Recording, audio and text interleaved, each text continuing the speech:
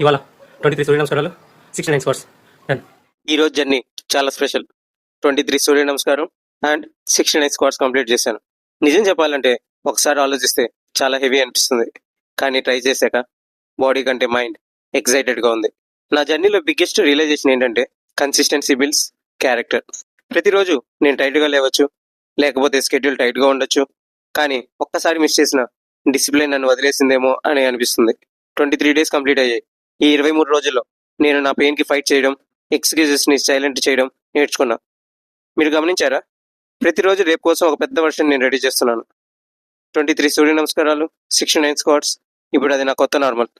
So నా message simple: మీరు work out చేయడం కాకపోయినా పర్వాలేదు, కానీ ఒక్కసారి మాత్రం ట్రై చేయి.